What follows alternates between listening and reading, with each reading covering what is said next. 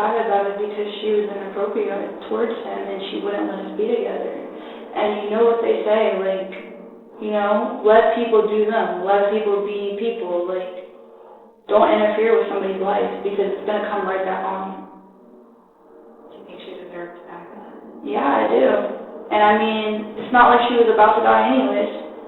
So it's not like, it's literally, like, we all die at some point. It's not like she was literally about to die. She was literally about to die? No, I'm meaning it as, like, she was old already.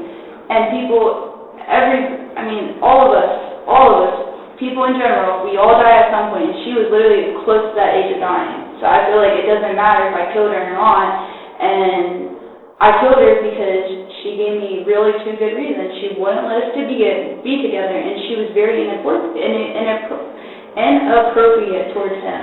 Okay. And it's like, she didn't have friends, she didn't have family, so it's like, honestly, it's like I killed a nobody. Well, what about the lady that was shot in Arizona? I don't know about that person. I did that one out of anger. Okay. I just wanted to blow off steam and I didn't even think about that. Juarez, Mexico, one of the most perilous cities in the world, plagued by cartel violence and rampant crime, served as the unlikely setting for the apprehension of two American citizens on May 8th. Authorities in the border town took notice when a man and a teenage girl were seen attempting to sell jewelry on the streets, prompting immediate concern over a potential case of human trafficking. Mexican officials acted swiftly, detaining the pair to ensure the young woman's safety. At the time, there was no indication that the individuals in custody were linked to a far more sinister event over 1,700 miles away. Upon questioning, the two identified themselves as 33-year-old Jonathan Jones of Sylvania Township, Ohio, and 17-year-old Caitlyn Coons of Canton, Ohio. Coons stated that she was traveling with Jones of her own volition and was not in any danger. As authorities worked to confirm their identities, a search of the vehicle they had been using revealed a small quantity of marijuana, an unsettling detail that would soon pale in comparison to the revelations that followed. Jonathan Jones claimed responsibility for the marijuana, telling officers he believed that possessing such a small amount was legal in Mexico. However, the authorities quickly corrected that misconception. He was arrested and transported to a local detention facility. Given that Caitlyn Coons was a minor and a U.S. citizen, Mexican officials arranged for her to be transferred into the custody of law enforcement across the border in El Paso, Texas. But this wasn't simply a case of returning a runaway teen to safety.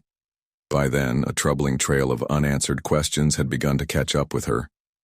The story had started to unravel days earlier, during what initially appeared to be a routine stop by U.S. Border Patrol agents in New Mexico. At the time, nothing about the encounter seemed particularly alarming, and both Jonathan and Caitlyn were allowed to continue on their way. But just a day later, deeply concerning information would emerge. During that initial stop, agents had discovered an active arrest warrant for Jonathan Jones out of Wood County, Ohio. He had failed to appear in court, and his court-ordered ankle monitor had not transmitted his location in several days. Despite this, both he and Caitlyn were released. According to their own later statements, the agents told them that their primary duty was to monitor people and contraband entering the U.S., not those leaving it. Just hours after that release, a missing juvenile alert for Caitlyn Coons was sent to those same Border Patrol officers from authorities in Canton, Ohio. By then, she and Jonathan were already well beyond their reach. By the time authorities pieced together the significance of their earlier encounter, Jonathan Jones and Caitlyn Coons had already made their way to Texas, heading toward the El Paso region. Border Patrol agents, now fully aware of the gravity of the situation, contacted the lead detective in Ohio to report that they had previously seen both individuals. They also confirmed that the pair had been traveling in a 2021 Buick Encore, registered to Jonathan's mother, Nicole Jones. Meanwhile, the case took an even darker turn.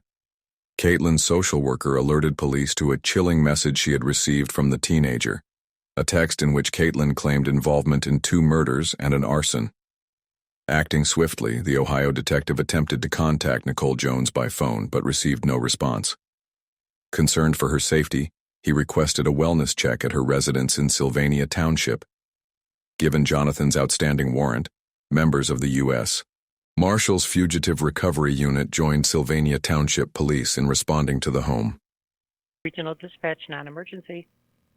Yeah, this is Detective Sedaris from the Canton Police Department. Yes, sir.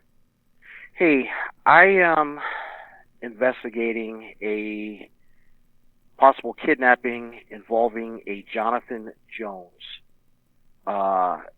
They were stopped in Arizona by the Border Patrol in a Nicole Jones vehicle. That's Jonathan's mom. Now, the 17-year-old girl that is with Jonathan, who has a nationwide pickup, texted and said that they murdered Jonathan's mother, somebody else, and set a house on fire. And we're just checking a safety, or we want to find out about the vehicle, or? Well, I know the vehicle's in Arizona because the Border Patrol stopped it 4 hours ago. But I just want to, make sure Nicole's all right. And Nicole's last name again is? Jones. So her vehicle's in Arizona with her son, or no? Yeah, no. Her son, Jonathan, was with a 17-year-old official missing, Caitlyn Coons. When they arrived, the scene immediately raised red flags. The house was locked, and no one answered the door. A package had been left on the front step for several days, and the mailbox was overflowing. Clear signs that something was amiss. Repeated attempts to contact Nicole through known phone numbers and via the property manager of the gated community yielded no results. The growing silence was becoming deafening and ominous. This information is third hand, but we know her car is, and because we know the Border Patrol stopped that car down this Arizona. It's now in Mexico? We don't know. They're trying to find it right now. They got an airplane up, and they're trying to locate it and all that kind of stuff. Okay, so it was. But this is pretty concerning with the package out there and what they're saying. Well, we can call the fire department to 4th Century. Has she ever seen her? She said she's odd. Where's her mail? Where's her mailbox? So. Okay, where's the mailbox? What about the garage? Is the garage door open? No. Garage doors aren't. Do you know what the code is? No, we don't have keys or codes or any of that. To fully understand the gravity of the unfolding case, it's essential to examine the lives of the two individuals at the center of it all.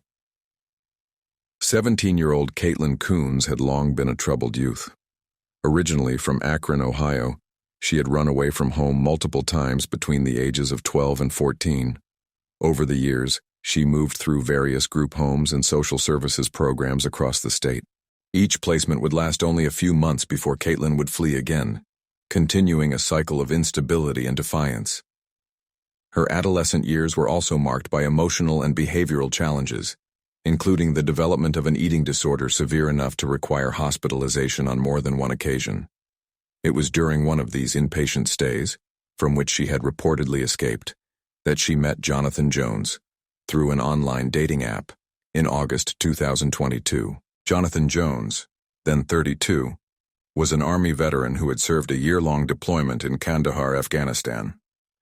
Discharged in 2011 with a partial disability, he claimed that his injury stemmed from an accident involving a piece of armor plating during routine maintenance, resulting in minor memory loss and chronic tinnitus, ringing in the ears.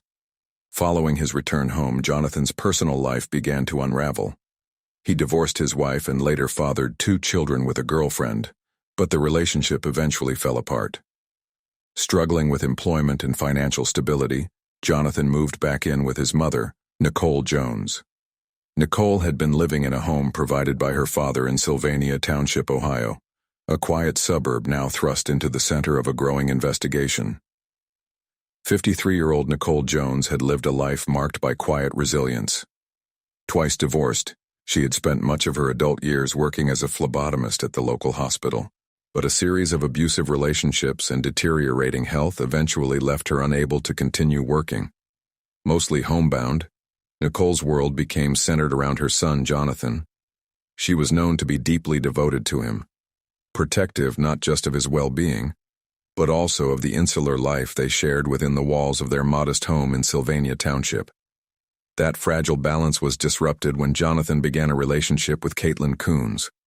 The 16-year age gap between the two alarmed Nicole, and she strongly disapproved of the pairing. Her concerns, however, did little to deter the couple's growing bond. The situation reached a breaking point when Jonathan was arrested in Wood County, Ohio, on charges of contributing to the delinquency of a minor and pandering. He spent 5 months in custody awaiting trial. Upon finally securing bond, he returned to his mother's home under strict court orders, fitted with an ankle monitor and explicitly prohibited from contacting Caitlyn. Yet, not long after his release, Caitlyn appeared at the house. Despite the court order, Jonathan secretly allowed her in, hiding her in the bathroom to avoid detection. Nicole, by all accounts, was unaware that Caitlyn was in the home. What followed would spiral into a devastating and irreversible series of events. Back in Sylvania Township, the U.S. Marshals and local police officers finally gained entry into Nicole Jones's residence. What they found was far from what one might expect at the center of a homicide or arson investigation. The home was cluttered and clearly lived in, untidy, but absent of any signs of violence. There were no indications of a struggle, no blood, and no evidence of fire damage. Most notably, there was no body, and yet something was undeniably wrong. Nicole was nowhere to be found, but many of her personal belongings remained untouched. Her daily medications were still in place, and other essential items she relied on had not been taken. It was as though she had vanished without notice and without preparation. If Nicole Jones had planned to leave for any extended time, it was clear she hadn't prepared for it. Her medications, wallet, ID, and other essentials were still in the house. Jonathan showed no signs of recent presence either. The cluttered desk, littered with drink cans and cigarette packs, looked untouched for days. The home showed no evidence of a struggle, yet something felt undeniably off.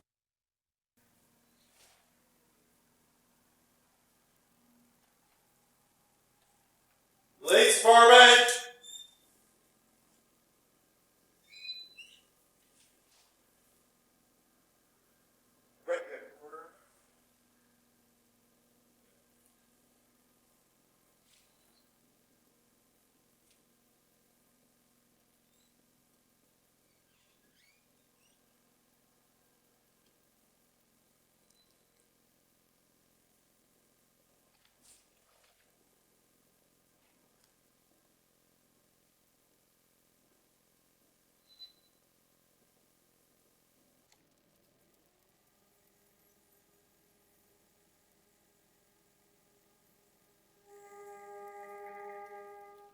Yeah, that car's in Douglas, Arizona. And that one, yeah. I wonder if they could have did this arson somewhere else. How about the garage? Did you guys check the garage? Yes. Anything in there? You would have heard it. Shake plate. No, I meant, is there any vehicles in No. there? So this right here was brought in.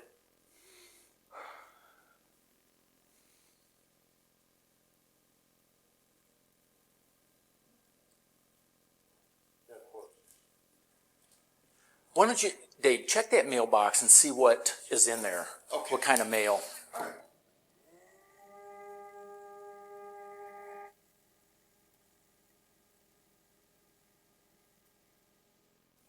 As the detective from Lake said that this guy was supposed to move in to take care of her. This other detective from White House, or from Lake, said that he ran into John and Caitlyn in January in their jurisdiction. So, really? and he said she's the brains of the operation.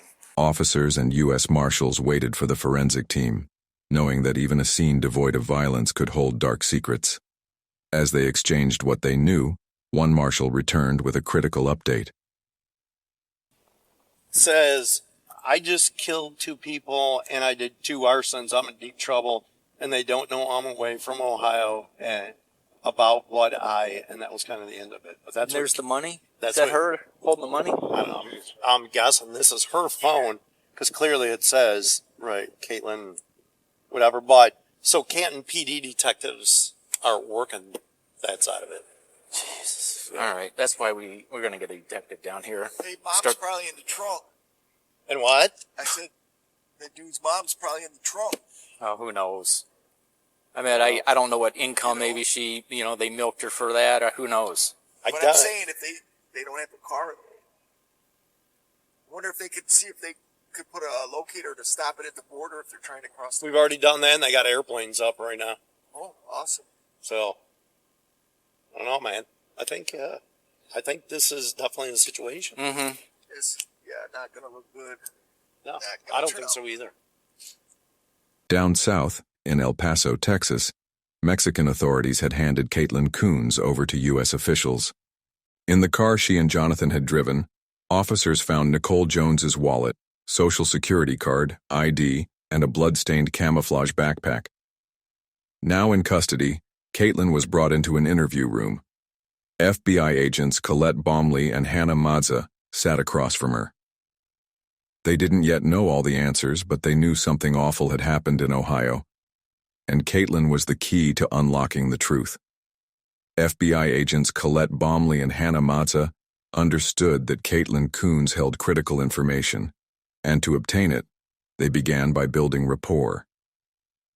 So we're here because we just want to talk to you, figure out what happened, how you made it down there, if you were treated okay, because obviously... I don't really want to talk about it. I already talked to the police about it. In Mexico? Yes. Okay. They have a translator. So what Colette's trying to say, like, our concern? I know nothing bad happened. I was just down here for a week or so, and then when I went to go use the bathroom, that's when the Mexican police pulled me aside and was like, "You're gonna have to come with us. You don't have a traveling visa." Okay. That's what happened. And besides that, nothing else happened. Like, I've been to a couple Mexican restaurants. I slept at a couple motels here and there. Like, that's it. Okay. There's nothing, deep, I went on a killing spree. No, it's not what happened. Okay. And I came to Mexico because I was looking for a new beginning. Approaching her with kindness and patience, they sought to earn her trust before delving into the darker questions. The conversation began with her relationship with Jonathan Jones. Caitlyn spoke freely, recounting how the two had once cared for a stray cat he had taken in before his arrest the previous October, an anecdote that humanized their connection and subtly lowered her guard. Who were you traveling with? The person, he ended up having to go to jail because they found marijuana in the car, even though Border Patrol let us go with it or whatever. That was Jonathan, right? Yeah, Jonathan Jones. And, I was with him, and they took him, and then they said some time in Mexico, apparently you can't be alone in Mexico if you're a child, and I was like, well, I'm about to be 18, and I'm literally in Ohio, USA. When I was 13, that's when I was allowed to go off on my own, so. Okay, so Jonathan, and I think you mentioned before that's your boyfriend. Mm-hmm. Okay. How did you meet him? I met him before the car accident, and I met him at a store, and that was whenever I broke out of the MS program, which was an abusive eating disorder program, and whenever I was at the store, I gave him my number, and I left, and then a few days after that, after living out on the streets, I turned myself in, and I stayed in contact with him ever since, and he's just been a caring person, so I ended up dating him because I'm about to be 18. Okay. But we haven't done anything sexual because I already know the rules of that. Just sounds like he was a friend, right? Boyfriend. But he treated you very well. That's what I mean. He treated you very well. Yeah, he made sure I ate, made sure the cat was eating. Whenever we did get the cat, he always checks up on his mom. He's just very caring. Okay. So, do you by any chance know kind of what a dangerous area you were in? No, I did see the militara and the police drive by and stuff, but they were driving around so frequently, I didn't think anything was gonna happen, and I know how to defend myself because I grew up in the hood of Ohio, so I know how to fight for myself. And I've been in fights with girls my age. That's the reason why I don't become friends with people my age, because it's just I don't understand them. Right. So I get it, and I have no doubt that you can defend yourself. Gradually, the agents shifted the focus to Nicole Jones. Does Nikki know that Jonathan's in jail in Winston? I don't know. I haven't talked to him since he got taken away, so I don't know if he called her or if the police called or what happened with that. I do not know. She knows everyone. Yeah, like I said, we offered her to come with us. Right. When was the last time then that you like talked to her? Well, there was some losing though because of Mexico. So then mine was the only one working, but then mine kept glitching out. So we didn't really have her because of Mexico. Probably if you were with the Mexican network. So Probably. way back in Mexico, we launched to talk to her. What? When did you want to talk to Nikki before? I think it was like right when we like went to Arizona, like when we talked to her. But I don't know when that was. I just know it was like right before we got to Mexico. We talked to her as we were making our way out to, Mexico or whatever, but then she was talking about, like, she's busy, she doesn't want to talk on, going on walks. Like I said, she's a busy person. Like, I'm not going to keep an old woman. I'm not going to get yelled at by somebody. So we just kept traveling and stuff, and we were like, maybe she just is doing her own thing, let's, like, not bother her. Got it. So that's how that went. Okay. When did you guys leave in Ohio? I do not know that either. You don't know? It was a guesstimate? I don't know an estimate either. I just know that we entered Mexico a week ago and that we went through some states along the way. Okay. I don't remember the states. I know one of them was Arizona. I know that we were in Texas at some point, and I know that we went to Mexico. That's all I know. I can't give you the exact dates because my brain doesn't let me process that because I have a brain injury. They revealed that an ex-boyfriend of Caitlyn's had contacted authorities after receiving disturbing messages from her. Messages suggesting involvement in serious criminal acts. I understand you're saying you're not a victim, okay? I understand that you want to be an adult, and that's fine. I'm going to talk to you like an adult. I'm going to talk to you face-to-face right now about the issue that we have with this, okay? So it says you killed 2 people. Okay, but like, you understand he has access to be able to hack it and let me finish. Alright? It says you killed 2 people. We can't find Nikki. We don't know where she's at. I didn't know she was missing. And you guys have her car. And you guys had all of her credit cards. I didn't know that she went missing. Damn. So who killed her? We don't know. No, but I want to know who killed her because she was a nice mom. Like, we want to say, we know she hasn't been seen for a while, and it says we don't know that she's dead. Okay, but you're putting that on me when I thought that she was doing perfectly fine and everything. And I told you I didn't send those messages. He's been able to hack my account. What we're trying to figure out what happened and where she could be. I don't know. And if Jonathan somehow associated with her going missing or was that her being dead.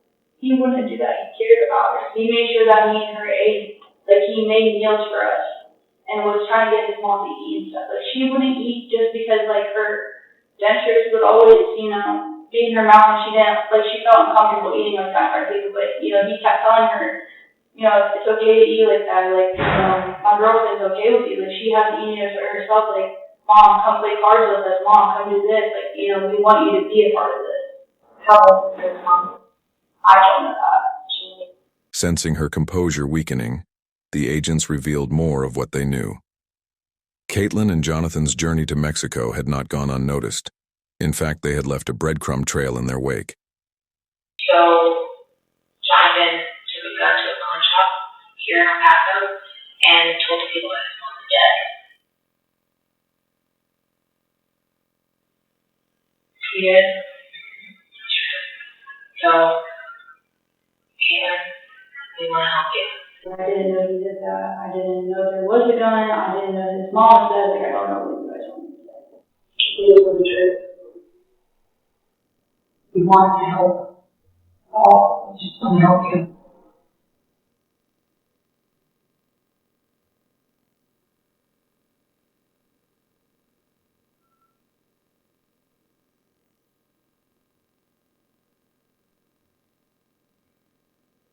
So if she's dead, did you guys find the body?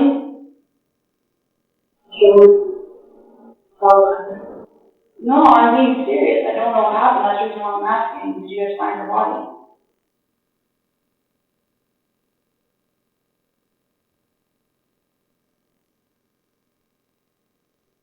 So we need your help. We just told me that it's a little official to be waiting. That open her doors to you. I think she deserves to not really right.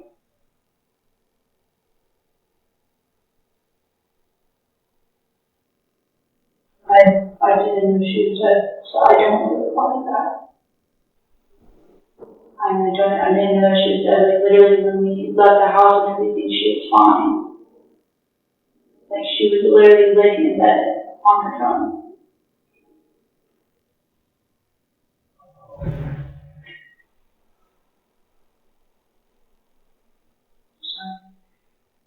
This is all this. Whether Caitlyn realized it or not, her earlier explanations no longer aligned with the mounting evidence. Maintaining the fragile trust they had established, the agents pressed a little harder. The strategy worked. I don't know. She can't be dead. Why? Because she was fine when we left. Caitlyn, we have, not only do we have the pawn shop owner's statement, we have the gun now, and then we also have video surveillance putting you guys at the pawn shop. I know we went to the pawn shop or whatever, but I didn't know about the gun. I knew that was, he wanted to pawn something to get money to be able to go into Mexico. That's all I knew, because they said that there's border where you have to pay to get in. Right. We also have another pawn shop where I'm sure that you know other items were pawned off at that one too. And Hannah's right. So when we talk to him and he's going to try to point the finger at you,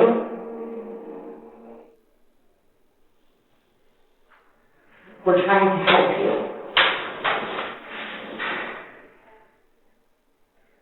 There's a difference between being 17 and being 33.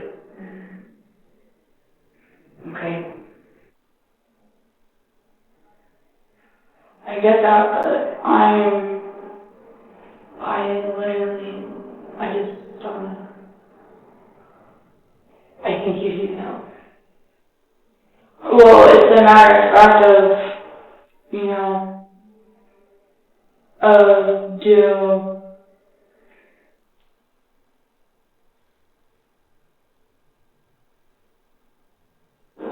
put it all on him, even though it's not all on him, or go to jail. So it doesn't have to be more than the other. Okay? Her job is to protect the truth and the violence. And that's what we want. We want the truth. And we want to give you an opportunity to tell your story before he tells it for you.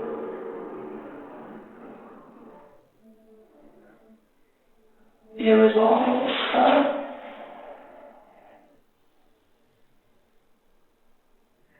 it was only, I told him that I gave him $5. I ran away from an independent living house and I told him he had $5, to kill her, and he told me that he couldn't do it because that was his mom. And so he wouldn't do it, so I strangled her out and I took her rock and banged her head a whole bunch of times. And then I told him about it and he was shocked, so then I let him give him a moment, he threw up, and then we went to go get cleaning supplies that I cashed out and stuff, and then we cleaned up the body, cleaned up everything in the house. We disposed her body in a trash dumpster, and he couldn't do it, so I, was the one that put the body in the trash. And then after that, we took his ankle thing off, and then we went on the run. And most of the way, he was really struggling with it because it was his mom, and he needed marijuana. And that's the reason why, there was marijuana gummies in the car when we tried to get into Mexico. Why did you want to kill her? Because she wouldn't let us be together. And you left. Caitlyn eventually confessed, implicating both herself and Jonathan in the murder of Nicole Jones. At that point, no body had been discovered, and investigators had not yet confirmed that a murder had occurred. But with Caitlyn's statement, that changed. Just when it seemed the interview had yielded all it could, Caitlyn Coons revealed even more. I also killed another person in Arizona in a drive-by. I don't know who it was. Also committed 2 arsons in Arizona in the middle of nowhere. Don't know what that was either. Okay. So it was a drive-by. I, loaded the gun and stuff and shot the person, and I left real fast, and then after that I washed off the residue of the gunpowder. Where were you when you were done? I know I was in Phoenix. There's Tucson that we were also in, and I don't know the other. You were in the driveway on that? In Tucson. Are you certain that there are distance? I don't know what happened. I just remember pulling out the gun out of the window and shooting. Was it a male, woman, old, young? I think it was a woman. A woman. Do you remember how old she was? She looked old and she had glasses. She was by to the bus stop. Okay. Did you see her fall to the ground? No? Are you sure that it hit her? I was so quick to get out of there because of the loud shot. Were you in the car? Or you were in the car? I was in the driver's seat. You were in the driver's seat? Yeah. Is there a reason, that precipitated it, that made you do it? I don't know. I was like, well, I killed someone, so I might as well kill another. Okay. And what did Jonathan say? He just told me that he has a bad feeling that it was all going to catch up and that, he can't believe he killed his mom and that he misses his mom and, basically that he didn't do it.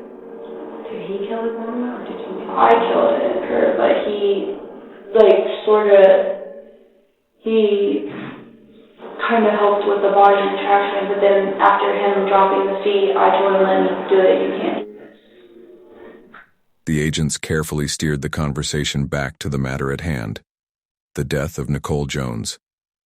It was the central crime under investigation, though Caitlyn's additional disclosures hinted at other violent acts, including a possible drive-by shooting. That you strangled her. How did you do that? Okay, where was she when that happened? She was trying to get something out of the fridge, and I flipped her over and started doing it, and then I took the rock that I had right on the floor, and I started throwing it at her head. Is that what the scratches are on your arm? I don't know what these are. No. Remember, if you lift up your sleeves, the other ones, are they from her? No. No? Oh, these are self-harm marks. Okay. Cutting? Yeah. Did she fight at all? Yeah. What? Did she fight you at all? She was very in shock, so she didn't fight. The only thing I remember is the hackling with blood still up in her mouth, Was that after she was hit with the rock? Did that happen? Yeah, and then there was blood clots that started coming out of her. Out of where? I think it came out of her mouth. They were really big. Okay. How long would you say that you strangled her for before you hit her with the rock? I did it for 5 minutes, hit her with the rock, and then I kept strangling her. And then after that, after strangling her for a good, at least 10 minutes, I started banging really hard with the rock again. Okay. So after the first 5 minutes of strangling her, do you think that she had passed away at that point, or? I think it's whenever I stopped strangling her and put down the rock that she finally laid out. Okay. Did it happen in the morning or the night? It happened in the morning, and then the body was disposed of that night. Okay. She wouldn't let us be together. Nobody would let us be together, and it's kind of sad because it's obviously, I want this, I want him, I don't care if he's old, I don't care if by the time I turn 18 he stops being an old ass man, I don't. I love him. There's nobody like him, is what I was trying to explain to him.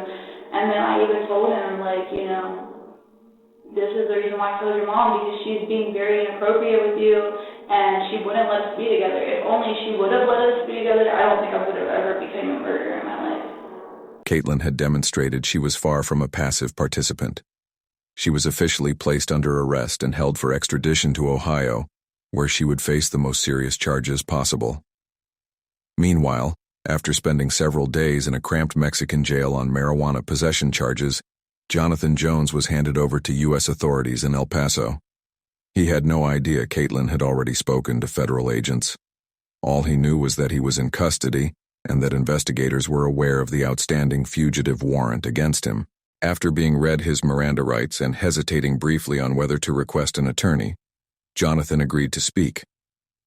Special Agent Colette Baumley and FBI Task Force Officer Michael Volpe sat down with him to hear his side of the story.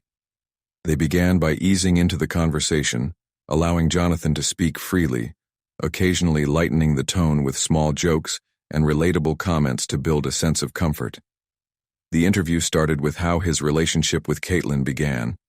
While no video footage was available, the interrogation was audio recorded, capturing every word as Jonathan began to explain how their paths had crossed and eventually converged in tragedy. Just because I'm trying to learn about you, like, how do you and Caitlyn know each other? We met through a dating website. You were on what website? Mingle 2. Mingle 2. Like number 2 or spelled out 2? No, number 2. Okay. I was getting ready to delete it after having zero luck with all the dating websites and like trying to find somebody to date. She sent me a message, so I was like, all right, cool, I'll entertain the idea of the message and see what this is. Probably going to be a scam. I say, oh, spend some time with me, it's going to call, how it always is on dating websites. Right. And then we started talking and we hit it off and how long had you guys been chatting on Mingle 2 before you guys? I'm trying to think, because this was last year. Oh, okay. Probably about a month and a half. Before you guys physically saw each other? Yes. Do you remember, like, when last year you met her? It was the beginning of October.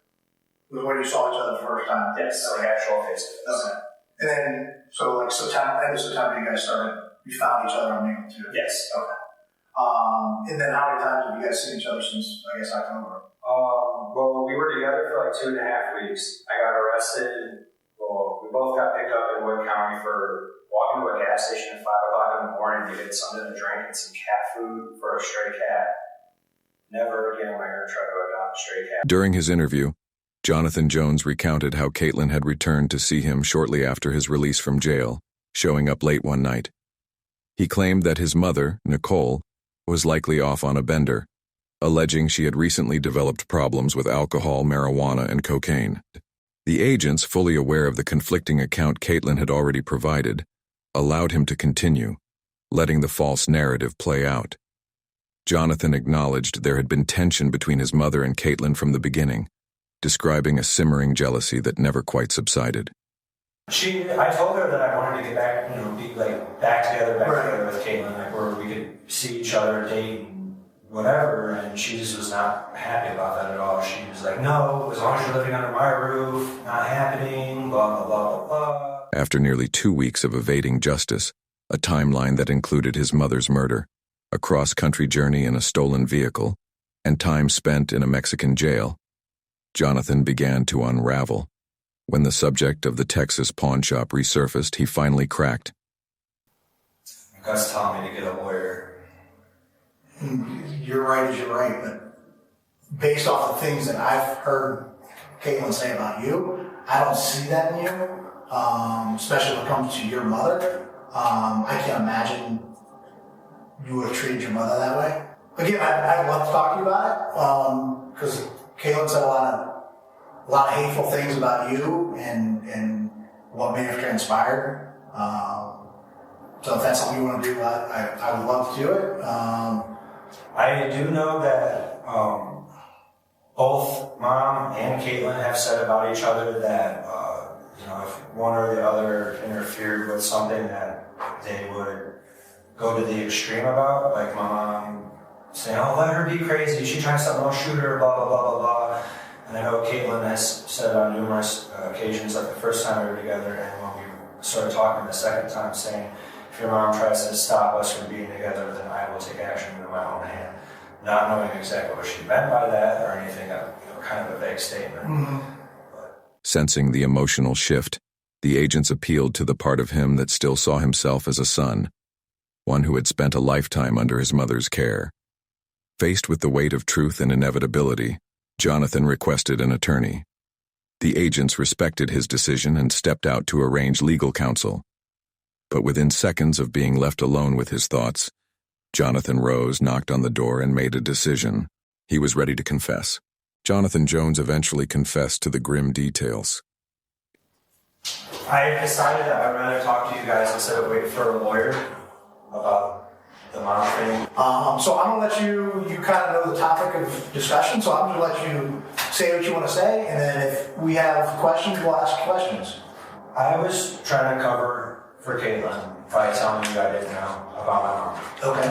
We ended up going back to my mom's in my house after midnight when mom was asleep, so they didn't have to deal with each other, and my mom didn't know Caitlyn was going to be up here. Oh, sorry, in Ohio. Mm-hmm. I got it now. So we go back to the house. Caitlyn and I hang out in my room. We cuddle and fell asleep. Wake up the next morning. I go out to have a cigarette, come back in, go back into my room, hang out with Caitlyn for a minute, go out to the kitchen or dining room area, hang out with my mom, smoke a joint with her. She's like, oh, I'm about to go over to the dispensary, blah, blah, blah, blah, blah. Do you want anything? It's like, oh, the only thing I want is a cart if you can get it. And, and she's like, all right, well, I'll get ready to go. I'm like, okay. Well, I went back into my room, grabbed my cigarettes, and I was going to go out for another cigarette.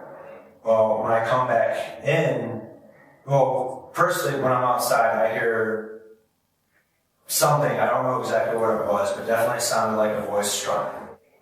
A voice struggling? Yeah, like somebody getting hit or something. It just, through the door and everything, it just sounded like can't really tell exactly what they were saying or anything. So I heard and finished my cigarette and went in. When I went in, I'm not going to forget the scene because there was a lot of blood. Caitlyn went and I guess, I don't know when, my mom was getting ready to walk off the door or what. She was in the kitchen and there was just blood everywhere. I don't know if Caitlyn stabbed her or hit her over the head with something.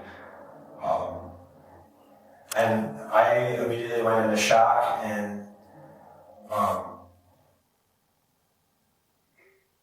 just so much blood.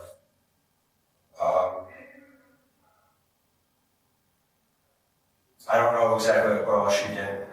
I confronted her about it, and she's like, I had to do it so we could be together. Well... And where are you guys at when this conversation's happening?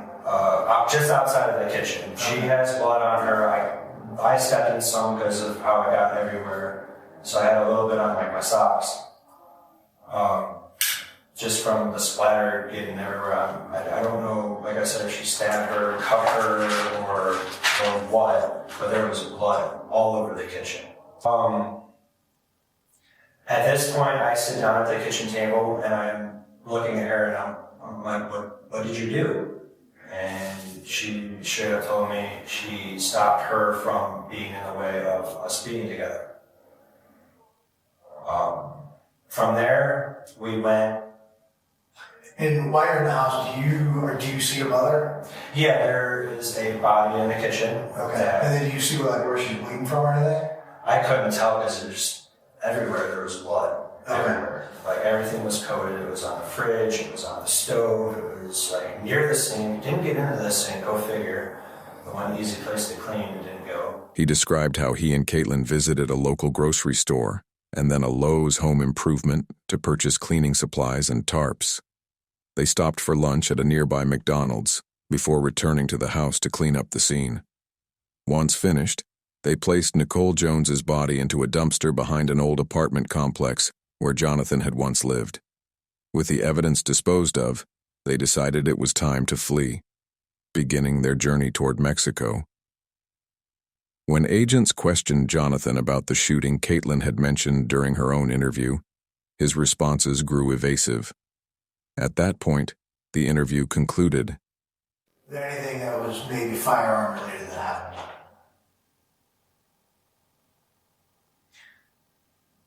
Yes. Caitlyn wanted to shoot somebody. Okay. I tried talking her out of it. She said that if I couldn't accept that she wanted to do that, then she didn't want to be together. And me at this point, not having anybody else in the world, only having her, was like, all right, let's go for a drive. I purposely went down like neighborhoods and stuff that people would not have been out at that time. You were on time? It was 5 or 6 in the morning, so like right before and like right at the start of the morning rush. Okay. Daylight or still dark out? The sun was coming up. Okay. And I remember driving down a road that there was a bus stop thing. Like a little building thing. Yeah. Not like a building, but like a little overhang for sure. Like awning. Yeah. Typical bus stop type stuff, and then I hear a bang. And I booked it straight to the expressway. And I don't think she hit anybody. What did she say after? Well, she complained about her ears ringing, which happens when you don't wear ear protection in a closed environment. You should do that. And then, as we were getting on the expressway, which wasn't even a couple minutes later, she's like, I can't believe I just shot somebody. I'm like, well, did you actually hit them? She's like, I don't know, I think so. He was taken into custody and held for extradition to Ohio. In time, both Jonathan Jones and Caitlyn Coons pleaded guilty to the murder of Nicole Jones. They were each sentenced to life in prison. Nicole's body has never been recovered. Though justice was ultimately served, the brutal and senseless nature of the crime has left a permanent scar on the quiet community outside Toledo, Ohio. Caitlyn's emotionless recounting of the killing during interrogation serves as a haunting reminder of how easily a human life can be discarded, and how deeply that loss is felt by those left behind. Bad about killing her, or are you just kind of like whatever? I don't feel bad about it because she was inappropriate towards him and she wouldn't let us be together.